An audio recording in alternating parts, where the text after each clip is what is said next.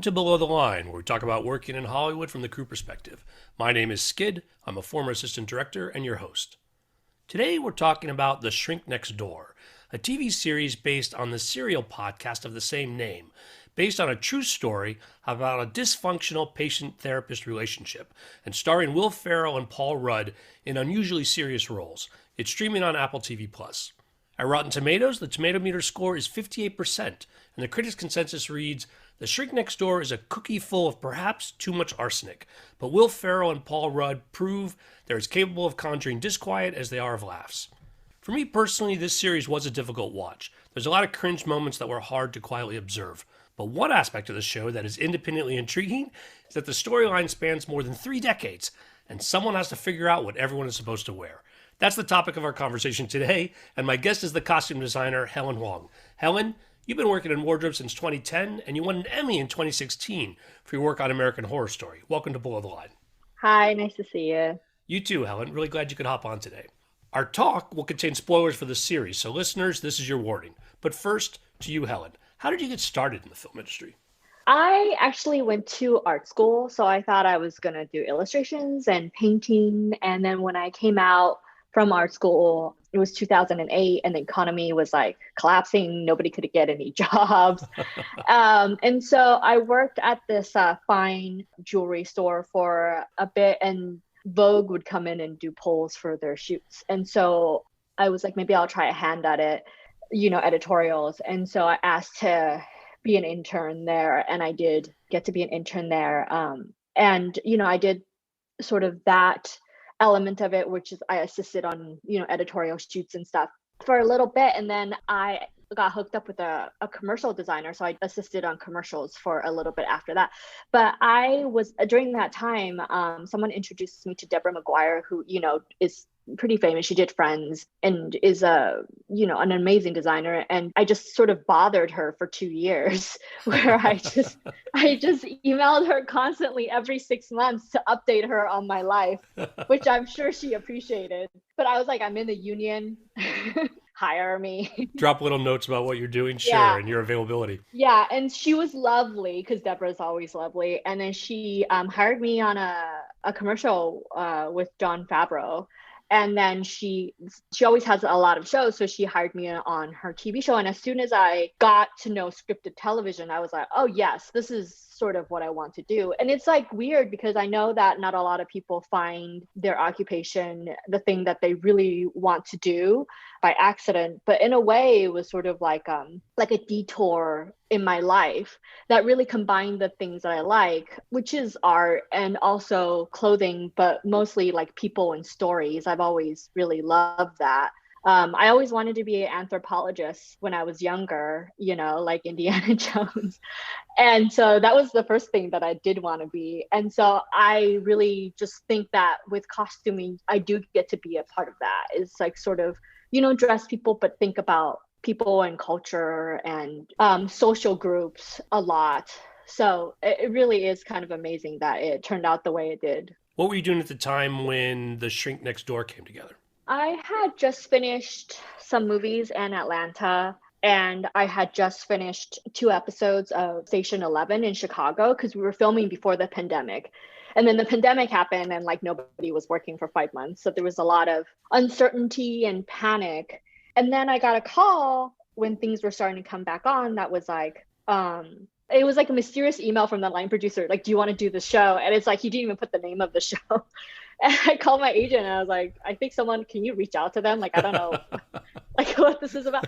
And I realized that it was Michael Showalter that was directing and producing it with Georgia Pritchett. And Michael, it was funny enough because I met him on an interview for like a movie. And I guess he must have remembered me because he called me and was like, hey, you want to do this? And so I was very excited actually because, I had watched like a lot of, newer shows on the 80s. And I just really wanted my take on it because I really love the 80s. And I feel like people always make fun of it. And so I was very determined to do something where we're not making fun of it. Even if the actors are Will Ferrell and Paul Rudd, I refuse to make fun, like design from a perspective of like making fun of the subject matter or the decade or anything like that. And so I interviewed, and Michael was like, we really wanted to be sort of cinematic and film like. And, I had researched so much street photography from New York at the time, like Bruce Davison, Robert Herman, Janet Delaney. And I just thought we could make this like so beautiful. But of course, with the pandemic happening, like we could only do sort of a portion of what I think the scope they wanted it to be.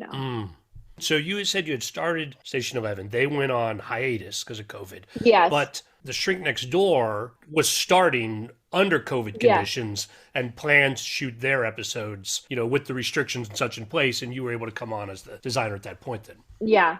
Because it was really hard. Everyone was trying to figure out, like, should we move production to a place where there's like less COVID, When I finished Shrink, I went to Station 11 to start doing that. And like they had moved their production to Canada because Canada at that time had like lower COVID cases, but they were on shutdown. So it was actually like harder to do than a show in LA. That's right. You did have sort of like the dangers of, more COVID, but it was just because we weren't on lockdown, it wasn't so limited that it was actually a little bit easier, Now, we talked about Michael Showalter, and people who might not be aware, he's also been affiliated with Search Party, The Big Sick, other projects, but you hadn't actually worked with him before. No. And I love Michael. I mean, him and Georgia were like literally the most perfect people that you could work under. Georgia Pritchett being the single writer for the entire series. If you like read Georgia's scripts, it was just like amazing. Like I would say her scripts were like no fat scripts, like everything connected, everything, the jokes landed, everything flowed so well. And it was just like an amazing read. And her and Michael were just like very trusting people. And I tend to like, I don't know, you and I talked about this, kid. Like, it's very good when they trust you to do your job. It actually makes a big impact on you emotionally as like a department head or like a crew member, because they trust that you understand their vision, and then they sort of let you do your project and they let you bring ideas to them. And I think that's so different than people who think they could do your job and sort of try to micromanage the process, because it actually makes it harder and the results are never better. But yeah, they were just like super lovely. And and Michael just had like great vision for it, and Georgia's scripts were like amazing. So now, were you familiar with the podcast before you started, or was that part of your research to listen to it? I think as soon as they told me I was interviewing for it, I'm a big like prepper in general for like interview. So I listened to all 6 episodes of the podcast within a single day, and then started doing visual like research for what I was going to talk about. But it was just fascinating because I don't know, I think people often think like real life and fantasy, there's sort of like separate entities, but it's just like real life is odder than anything that people could ever sort of think of. And this is such like a human story, because I can identify with Marty. He really wanted some sort of a change. And in the beginning, I feel like, having Ike be such a definitive person about like, this is what you should do to sort of like change your life, and sort of be told that, and like there's a process to it and like a mindset to it. It must have been really empowering at first, to where you didn't understand that you were entering into this like isolating relationship with someone. It was just super fascinating. Now, you mentioned filming under COVID conditions. Where did the filming take place and kind of what time frame? Apple had built a studio in downtown, actually, and it was like an old beer factory that they turned into a studio, and we filmed a lot on sets. We did film in downtown LA for some of the beginning scenes of the first episode. I mean, first of all, they were going to shoot this in New York to make it look like New York, but they couldn't because of COVID, because New York at the time was like worse than LA. Got it. So we did shoot downtown, but as we got going, it was just like the cases were just fluctuating all over the place, that being outside on location actually became like really uncomfortable for the actors, and I think the crew also. And so they did kind of rewrite some of the scenes to where it pared back the extras. They cut the numbers, and then made a lot more of the scenes sort of, internal dialogue scenes in offices. I don't know if you could tell, but there's a lot of shows that kind of filmed during that pandemic time that does have that feeling where they, even though they did try, it just like didn't feel like how a regular show kind of feels because you had to isolate people so much. That's right. So they were able to press on, and I'm assuming from the perspective of costume design, other than switching the order of things, not a lot of surprises, right? Because you sort of had planned out what they would be wearing during this period anyway. So even the pared back scenes was using more of the same, or did that introduce new challenges of which I'd be unaware? No, I mean, like, we did crossboard a lot for the whole series. Like, it was done in like 2 parts. So 4 episodes was Michael, 4 episodes was Jesse. Jesse Perez, who directed the second 4 episodes. Yes. And so I sort of had to map out exactly what they're wearing beforehand anyways, because all the clothes were like made. I couldn't make spare of the moment decisions anyways. Like I did map out Will and Paul's wardrobe like beforehand, pretty beforehand, like because everything was made, like everything Paul made, like everything, like even down to like denim and like shirts and sweatshirts, everything was printed and made for them specifically to enhance the character. Like even their belts were like remade to make his character seem a little awkward. We made the belts really small. So then, because Will's really tall, to make him feel very vulnerable in that sense. But I would have loved to do sort of like, because I've been looking at the street photography, I would have loved to do more big background, even though it's harder sometimes because it does create a more cinematic feel, but we didn't get to do that as much. So talk to me more about character continuity across the decades. In other words, having this idea of what Will was going to play and what Paul was going to play, and then sort of the arc you had to give them. Yeah. Because we started out in 1981 in the script. And during that time period, through all the research that we did, people were because I also watched a lot of video of like literally just cameras like rolling in Central Park and like on the street, And like, I think what people don't realize, and I think sometimes like why period shows don't look as real is because like people don't just have clothes from 1981. That's not how people work. Like people have clothes like 10, 20 years ago. It depends on your economic circumstance, the type of person you are. And so you can't just be like, oh, I'm going to wear everything from this decade. And so with Will and Paul, we try to utilize that kind of psychological thought because also in real life Ike is taller and Marty is shorter than him, and with Will and Paul's case, like Will is like 6'4" or something, and so we had to make his character Marty feel very vulnerable, and we had to make Ike feel more powerful. And the way I thought about doing that was sort of like to relegate them to like different worlds. And so with Will in particular, we tried to go for more like 70s shapes, so more late 70s things. If you saw the first episode, he was wearing like bell bottoms still in 1981 because his character Marty wouldn't have been like up to the newest things. And then we also did a lot of sweatshirts and t-shirts on him and hats to make it seem like, because Marty at the time, especially when we started, the script was like 40, and I did want to dress him like he was out of college almost, like almost younger than what you would think he would be, and also younger than the role that he had at his business. And it really helped Will out because it then made him sort of seem very vulnerable to sort of how changes are during that time, because there were a lot of changes during the early 80s, for people. And with Will's palette, we definitely tried to make it more 70s. So like a lot of bruised fruit colors, like avocado greens, like muted blues, muted reds, things that are a little bit more 70s. And then with Paul's character, we looked at all the men's magazines at the time. So like forward looking things like GQ and things like that. So for trends that were happening in men and the color palette of that. And that color palette in itself was really light pastels because 80s haven't gotten into saturated colors yet. So we were taking a look at sort of the differences between basically like people of sort of different interests and different economic sort of circumstances and where that was coming from. And then with Ike, so that's why he was in a lot of pinks. His sweaters were like, light sort of colors. And it was funny because when we got into a fitting with Paul, the first fitting, he was like, oh, I think Ike wore sneakers all the time. And I talked to a lot of people and I hadn't heard that, but Paul was doing his own research and I thought that could be really fun because instead of someone that's more straightforward, even with the kind of like lighter color palette, that would be very fun. Someone who thinks he wants to be cool, even though he's a shrink, So we did find Paul a lot of like sort of 1980s like sneakers and things like that. And he was saying, can I have a members only jacket? And I was reluctant kind of because members only is featured really heavily in all things 80s, And so I was looking through like archival advertisement for members only and sort of doing some research on the company. And I saw this ad with Larry Bird, and he was in a leather members only. And I thought that is so great.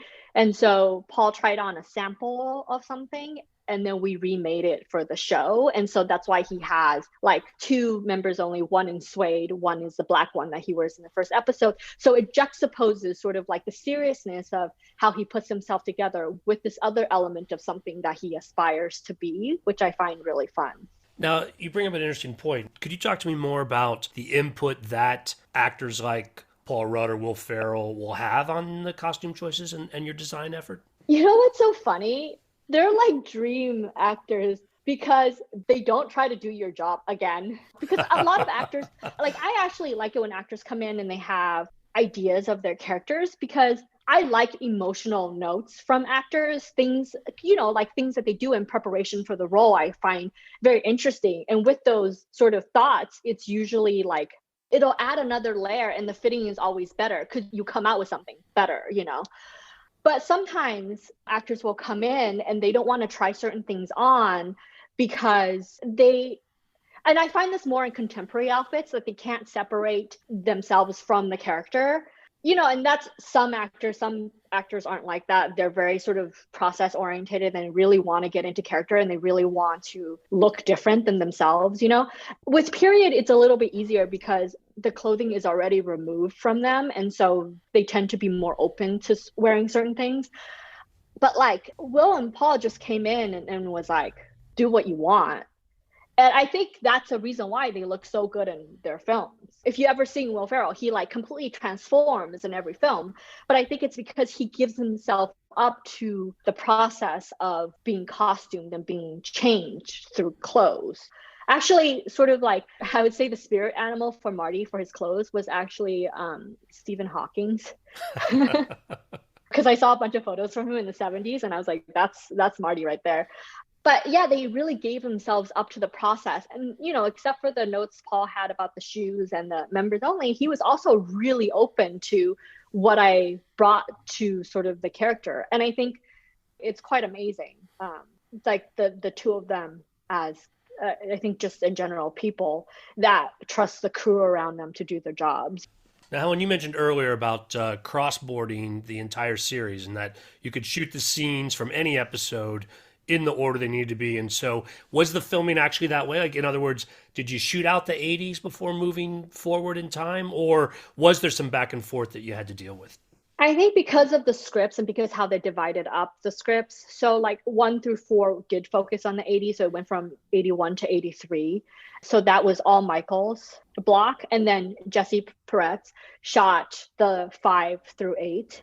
And then that was more like moving through the decades, like really, really fast. So it did end up where we could plan it by blocks, which was actually a godsend because, if it had been more back and forth, I think it would have been a little bit harder to do all the research, that we needed to do. Because also because the 80s were so extensively researched by us, I did not want the back half to feel like we just slapped some shit together and was like, these scenes are short, so this is what it is. I really wanted the characters to feel like as if they're evolving, but also to say something very true about the decade that they're in. Oh, yeah, understood. And I think to your point, and it's really fascinating, that idea of the 80s is not just the 80s. And when you see a movie that is making fun of the 80s, there is literally a members only jacket and a Rubik's Cube in everybody's hand, right? To sort of draw that kind of attention. But to tell the story, you need to it needs to be accurate and yet not sort of overwhelm what's happening. And so. Yeah. But also,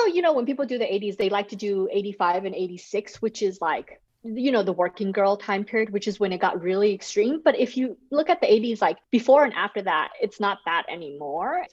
But also like, if you're looking at MTV 80s, it's different than like what people are regularly wearing. Like, I think that's the thing that people have to understand about costuming is like, you're looking at different aspects of society. If you're looking at MTV 80s, it's like these people are wearing things for stage, they're like rock stars. So there's a reason why they're dressed like that. But like, someone just like walking down the street of New York, that's not their objective to like look like that, and especially if they're like 40, like it's like not. but our memories of the decade, Yeah. like what we remember from the media or the television of the decade, Yeah. might overwhelm what we actually wore or did Yeah. ourselves in Yeah. that Yeah. period. Yeah, which is why I was doing the research. Like, I didn't rely on memory at all. I didn't really try to assume that I knew what anything looked like. Well, let's go deeper into the 1980s and talk about some of those scenes that made up those first four episodes. From a scene perspective, what stood out to you about those challenges? One of the biggest challenges was like, when we had to do the bar mitzvah in the 80s, we really wanted to get it right. Michael was he stressed the importance of that. He really wanted to show modern Orthodox Judaism at that time period because that was what was happening in like the Upper West, Upper East Side, like those type of synagogues. So we actually had, rabbi consultants for it. My husband is Jewish, so I talked to a lot of family friends, had them sort of send pictures for references. And we actually looked up a lot of sort of Getty images on what that would look like to get the tone of how people are dressed, men and women, what they really liked. We spoke to a number of family friends that lived in New York through that time. So they were describing like where they would shop and how it would look. And they did also have a consultant on set just to make sure that everything was right. That was challenging just because it was a lot more extras than we dealt with. If there was a constant stress on sort of getting it very period accurate and understanding like the culture that Marty is from. And then also like the weird element of the party afterwards with his t-shirts and stuff, like that was, obviously a fabricated thing. But then to sort of look at that and be like, how does that look different than his bar mitzvah in the 50s? Because there's one scene as a flashback to his bar mitzvah in 1956. Yeah, and like what that would look like.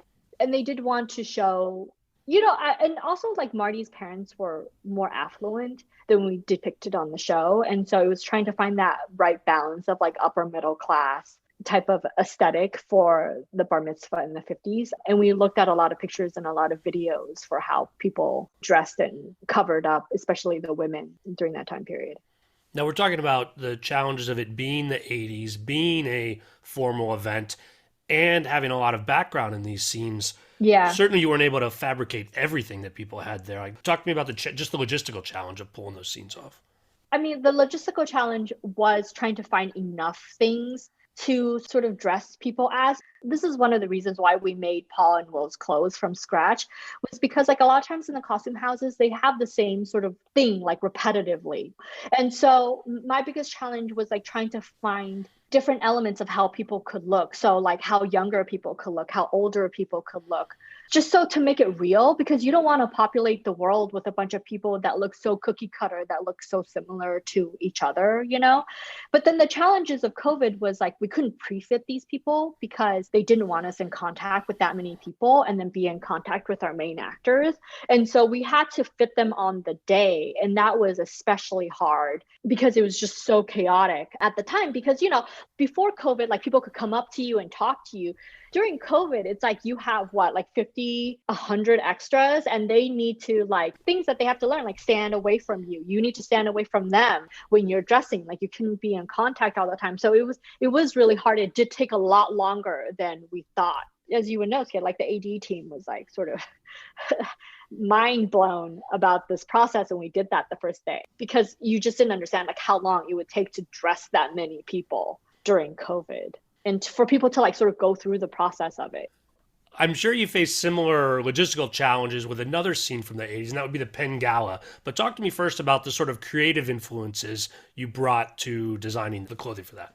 We actually utilized a lot of Getty images to research sort of like parties from the 1980s. So it's like for the Penn Gala, and then we also did for the Broadway play, we actually sort of went through the Getty image archive to look at sort of like different parties and sort of the different types of people that would go to those type of things. And again, like just in terms of gowns, like how people feel when they dress up. And if you also actually think of that time period, like people don't have stylists back then. And so like people dress in a variety of ways when they arrive, at these things.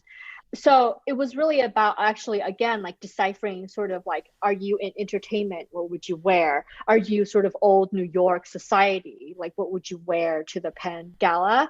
And then a big debate with the Penn Gala was about like how Hannah was dressed, because we wanted her to feel very familiar to Marty and also pretty, but to sort of stand out from the crowd, which is why she was wearing definitely something that was a lot more 70s than everyone else sort of in the crowd.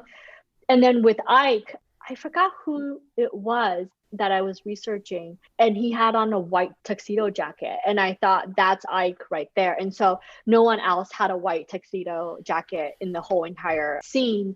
And only Paul as Ike did, to really sort of make him pop as the character and how he feels that he should stand out at this party. But again, same sort of thing. We weren't allowed to pre-fit. It took a lot more time. We actually did the Penn Gala and the Broadway play stuff in one day. It was just like Wow.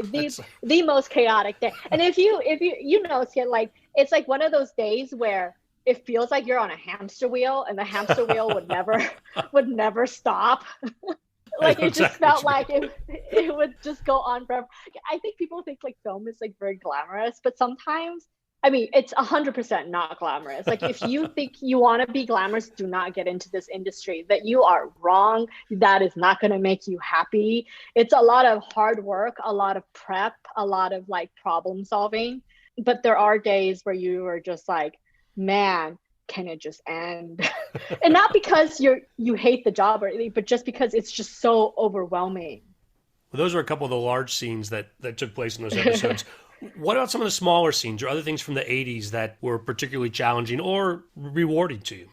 I really love doing Phyllis and Bonnie, because also, again, that was a part of because everything I get into, every show that I ever do, I have a perspective that I want to bring to it, some sort of goal that I want to meet.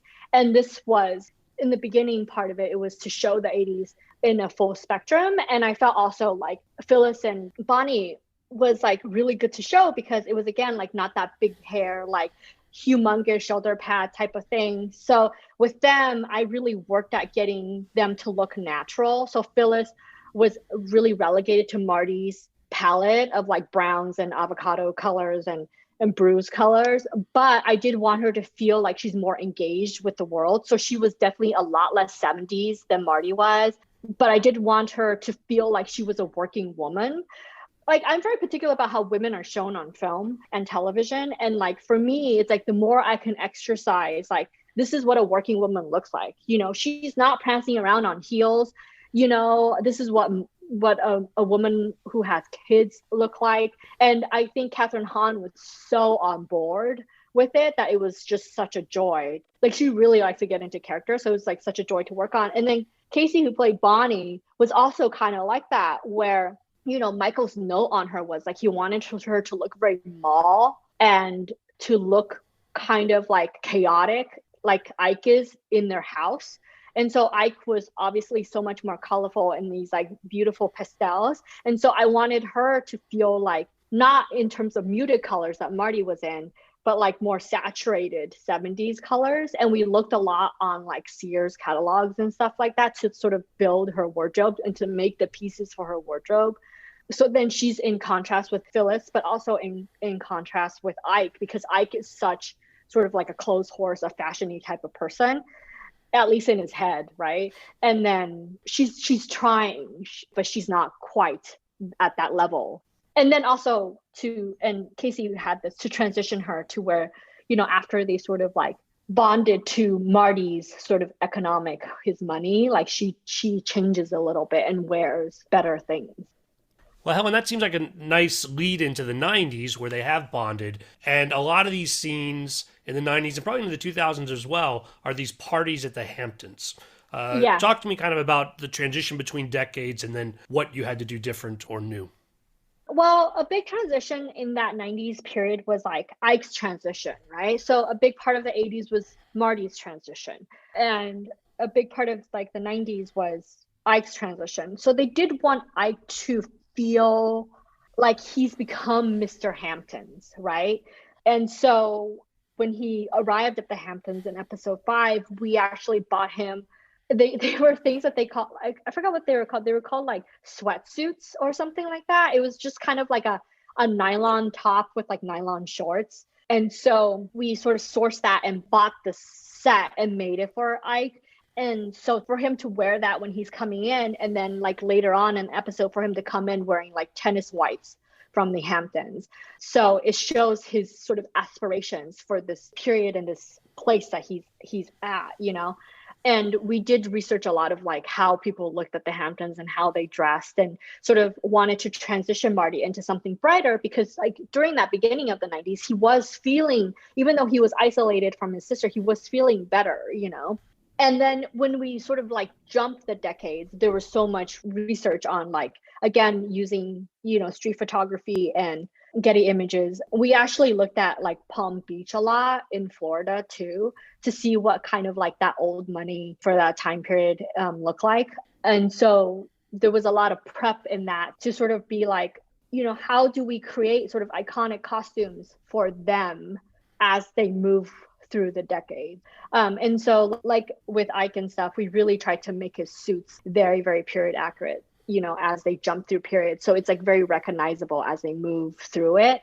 But also with the parties, it was sort of like putting Ike in a little bubble and making his costumes the most fabulous possible. And then everyone else sort of wearing clothes from that time period first, and then doing the costume element, you know, after.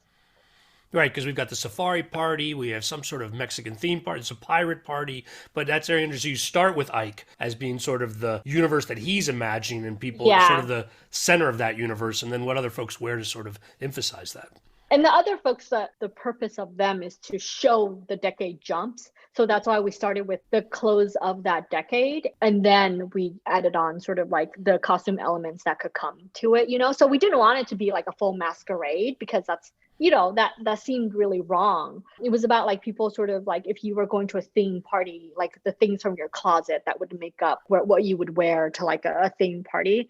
And as we got into like 96 and 97, it was sort of like really, really weird, because I realized I didn't know what anybody wore during that decade. Like I had no memory of like, we were doing our research and I was like, this is what people wore? Like, what's happening? But I think that's what it is. Like people don't remember. Like if you think about the 90s, what would you remember? Early 90s, right? As in context, like grunge and things like that. In terms of your memory, nobody remembers what the late 90s wore. So it's like it's also that weird, like, what did you grab onto? How can we break that sort of stereotypical thing? So other than the Hampton parties, talking about some of the other scenes from those decades.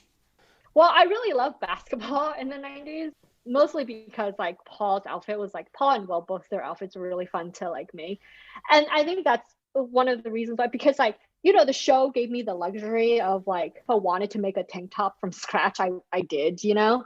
And so like Ike's tank top was like bought, dyed, then printed on to show the decade that it's in, you know, for his outfit. And I just thought it was like immense fun to sort of go into detail, like that much detail for something that people would never know, that was like completely like remade from like scratch. I also thought like, because they were in the Hamptons and people were more casual, I was really focused on sort of the type and print from every decade, from those 90s decades. So we actually had our art team had a graphic designer that was amazing, and we would send him like images of vintage t-shirts and he would copy like the exact graphics, you know. So we could do like, Marty had an outfit when he's painting his house. It's like a outfit that we found for the New York Marathon, and we redid the graphics for that. And then during that same scene, Ike had a turtleneck. It was from an old Ralph Lauren ad of this guy wearing this, like, you know, it was like a really thick turtleneck. I don't know if you remember those turtlenecks that were like super thick. Like they weren't knit, like they were just like, I don't know, this is very like early, like during 1991 and stuff like that. Like if you think back to your t-shirts and stuff, there was no like spandex really in it. And so they were just like really thick sort of cottony materials. So we took a lot of time to like source those materials to like make it look like it's supposed to look. Because in my experience, if you try to cheat it, like for example, if you're trying to do 90s, like there's a way the clothes is cut, even t-shirts, there's a way the fabric feels, the heaviness of it, that if you don't sort of buy the exact fabric to make it, it won't look right, you know? And so we spent a lot of time going through those details, making sure that even the simplest thing, like all of Marty's t-shirts, all of Ike's shorts were made because we couldn't find pleated shorts that look like that time period. And so like that was a lot of fun to sort of get into these sort of casual things that had to be like really sourced out and made. Basketball was really fun, but also funeral was challenging too. I mean, obviously Bonnie looked amazing and we had a really good time of, sort of dressing everyone for that. But like with Paul, he's supposed to have a funeral outfit. So we did a lot of research on like what time, like the suit of that time period looked like. And I was like, he needs a 3-button suit. This is what we should stress about the time period. I get very like honed in on things. We were having trouble. There was a suit that we did like that didn't really fit him that well. And so the person who sourced fabric brought back this fabric and we're like, it's great. But then we couldn't see under the fluorescent lights. And this is like a mistake. This is what never look at your colors under fluorescent lights for fabrics, because we were like, is it navy? Is it black? Like what's happening? And then we compared it to like all the navies and black in the office. And then literally like 5 people were like looking at this fabric swatch. And we were like, okay, no, it's black. So suit was made, full on like specialty suit, completely made from scratch from a suit maker. Goes to set morning of. Paul's personal costumer. So they had personals, during COVID. And she was like, is he wearing a navy suit for the funeral? And we were like, what? So we went in to the trailer and oh my God, the suit that we had made for him from scratch is navy. It's a really, really dark navy, but it's navy in the daylight. And I was like, God, I hate this. And so I had to like run to our background trailer that had like extra suits and like literally was like, we measured every suit and was like, okay, this probably feels right for Paul. Okay. So we got a double-breasted. We checked out the sleeves of his other jackets. And so we did a quick tailoring and then he put it on and actually fit. But it was the most nerve-wracking. Like this was literally like half an hour before we have to go. I was gonna cry because it was not a black suit. But things like that happen. It was like, it's so weird.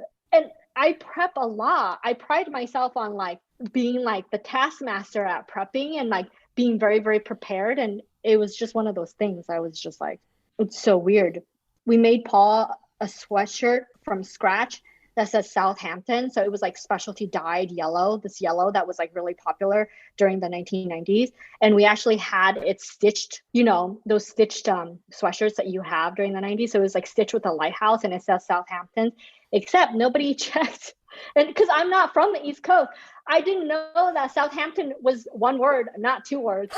and it didn't make it on screen. And so there is my favorite sweatshirt that we took so much time to make that has Southampton as 2 words.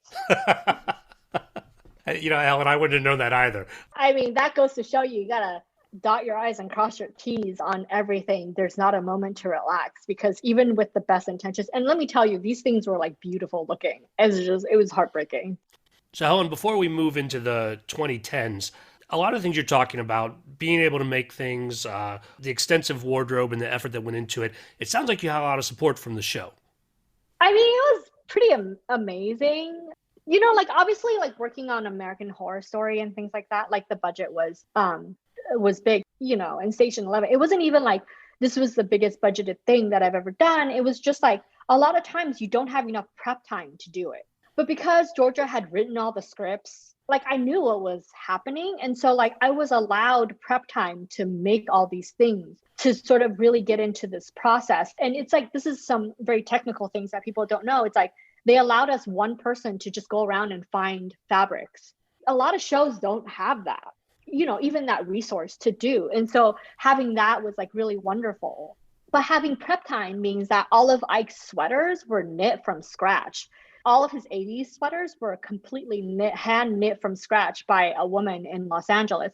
And it takes 3 weeks per sweater. It's like, usually in production, especially for TV, 3 weeks is like a million years. Like you don't get that luxury. I think that was my favorite part of it was because the scripts were written so ahead of time. There wasn't like any sort of seriously big changes that I could do it in this fashion. I also think that with block shooting, productions sort of trust that process more, you sort of have to spend the money more upfront versus like if you were just shooting straight. Again, I think that's why I love the team, the production team, all the producers, because they just trusted that I knew what I was doing. I knew how to handle a budget. I know where to use it, like that type of thing. So, Helen, talk to me then about the costume decisions about the late 2000s, early 2010s, which is really the end of these characters' arcs. So a thing that we were thinking about in general was also like because the 80s started out quite muted, that as the tone in the series gets weirder and weirder, we would amp up the colors more and more. And this is where the decades really helped us because during sort of that 2008, 7, 11 time period, men were dressing very colorful. I mean, that was sort of like what the clothes were like. If you could kind of remember, it's when like colored jeans were popular, like men were wearing like colorful jeans. But also with Marty, I really wanted him to feel like he's gained some sort of confidence through this fog of Ike. And so we started to dress him in brighter colors and more saturated and more vibrant to show how he was sort of coming into his own, even though it was sort of like a process. But it also made him super charactery, which I really, really loved. I don't know if this has anything to do with character development, but we got him these Crocs and we were really into them.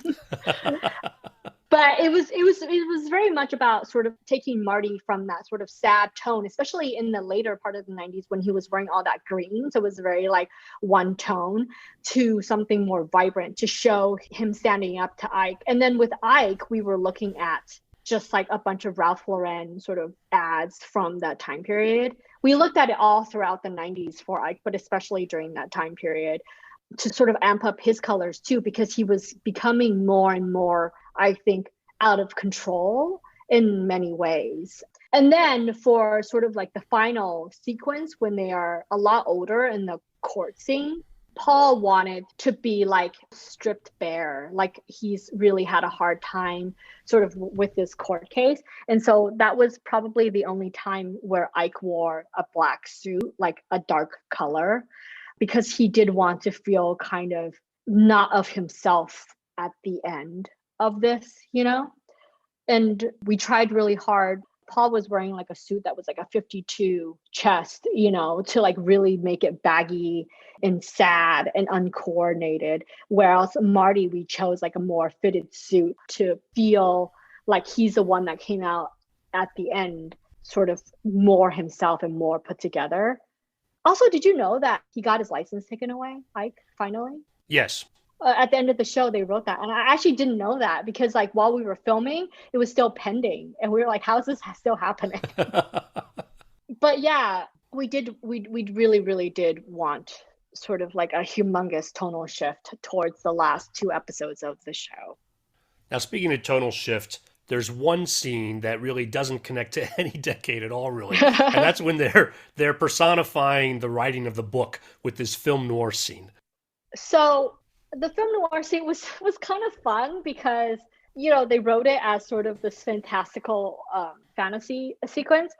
I looked at a lot of images and I was like, oh, Paul should be like Bogey. And so Humphrey Bogart. So we tried really hard to find him that like perfect 40s suit. And then we also did his fitting. We shot the pictures in black and white so we could show the DP what it would look like in black and white, because that was really important, because a lot of times like colors will surprise you in black and white, like patterns. Like we made his tie and like the pattern, sometimes it would just surprise you like what it would look like, you know, because colors have different saturation. But with like Marty, again, we tried to make it a little bit like Paul had a full, beautiful pinstripe suit on with like a beautiful, you know, 1940s coat. And then with Marty, we really wanted it again for him to feel like awkward. And so his suit was a little bit too small. It wasn't a complete suit. His hat was a little bit weird. You know, sometimes sometimes I don't know what hair and makeup would do, but they added that mustache. And I thought it was like so funny. When I saw it, I was like, oh, that's really bizarre. But again, it was more like retaining their character. So Marty's awkwardness, especially in Ike's version of the story, right? Marty is always going to be not flattering and this awkward person. And so we did want to show that even in this fantasy, Ike is sort of the handsome hero, and his image is always going to be the handsome hero. So it's from his perspective, and Marty's always going to be sort of like the jokey sidekick. So Helen, in discussing the series and the effort you brought to it, very clear the importance of the little things and the small details. But you've gone on to work on another show. You've had some time since being in the trenches, if you will. What's it like to step back and then see the sum of the parts? Well, I love the series, first of all. I think they did a fantastic job. When I see it, this project, I just feel like how lucky I am to have, like you said, gotten the resources and the support behind it to sort of make it as how I would imagine. But to also, again, have actors that really trust the process and trust what you're doing. But also like how amazing Georgia and Michael and Jesse were as sort of creators, because they allowed, me to really, really be creative and to really bring ideas and to really put forward a perspective about the time period and a perspective about these people. And I just can't help think, like if it wasn't pandemic, like what else I could have done with the show. But I also, while watching the show, I'm very thankful, obviously, for my crew, from all my tailors who built these amazing, wonderful things, to, people who source the fabric, to our aider dyer, to just like the whole crew for giving it as much attention as I think that I try to give it. Like even with background, like our background dresser, like the amount of times I made her change someone was like just so we could get as many sort of variety as we can, just because we didn't have that many background, and I really wanted to make them wonderful and cinematic. And so like all these people who like were really so devoted to this whole thing, it just like really made me appreciate, because you see it on screen and like people go, oh, the costume designer, but it's like a lot of effort by a lot of people. And I don't feel like sometimes, working in this industry, it gets acknowledged enough. I mean, I don't know why. I guess it's not very glamorous, again, to talk about, I don't know your perspective on it. But for me, it's just like a good crew could make or break you. No doubt the crew's important, and it's clear you were well served on this project with all the effort that was involved. Yeah, no, definitely. So Helen, you mentioned Station 11 earlier, and I know that HBO Max series is wrapping up now. Where else can we see your work? Well, Station 11, I hope everyone did watch it, because I think it was just an amazing series. It's like Shrink Next Door and Station 11, like by far the joys of my career, right? They're just so different, but so it's like both are world building, both had amazing actors, and both had show creators that really allowed me to sort of work through my process and really believe in what I had to bring to the table. I'm working on a series now called Beef, which I hope people will watch when it does come out. It's with Stephen Yoon and Ali Wong. And I'm very excited about that, because I think the writing is fantastic. And then also, it's been one of my dreams to work on a project with like Asian leads, which I think the industry is really lacking. And so we're going through the process of now, but I hope it's also would be something people would enjoy once it comes out. Well, Helen, we'll watch for that, and I will enjoy hearing more about your process when it comes out. Thanks so much for sharing this with us today. Thank you so much. Listeners, I hope you're enjoying Season 10. Come March, we'll be kicking off our third annual Oscar series. We've got some great episodes planned in the meantime. If you're new to the podcast, I'd encourage you to check out our catalog. It's easy to peruse past episodes at the website, belowtheline.biz. That's B-I-Z. All episodes of the podcast are also now on IMDb, so you can cross-reference the film credits of my guests. Please subscribe wherever you get your podcasts, and rate us if you like what you hear. If you've got questions or comments, you can send email to skid, S-K-I-D, at belowtheline.biz. If you're on Facebook, you can find photos and other behind-the-scenes materials at Podcast Below the Line. And finally, you can follow the podcast on Twitter and Instagram. It's at Pod Below the Line. Thanks to Curtis Five for our music and John Wan for our logo. The logo is available on t-shirts, mugs, and stickers at redbubble.com. Loyal listeners, you are much appreciated. If you're enjoying the season, tell your friends. We'll be back again next week. Oh, there's no question. And it's clear that the folks you had on this, through all this work, were really, Sorry, that sounds dumb. Let me think of a better thing than that. You served it up for me, and then I didn't have an answer ready to go on that. So, again, by the way, we'll fix all those overlaps in post, right? It'll sound like it was smooth, so don't worry about any of that. I'll just, Yeah. I'll fix it in post. I mean, that's a big promise. Also, I let me know, know if any of it's like boring, because sometimes when you talk about like your work, it's like I don't know if this is interesting to people. Alan, Like how yes. like how line forms what you're trying to set up, where the pop-up tents are. It's like all that has like an effect on Well, I mean, on how your day goes. Helen, as far as I'm concerned, you've got an audience of one, and it's all very interesting to me about how you set it all up. So so yeah, please keep it going.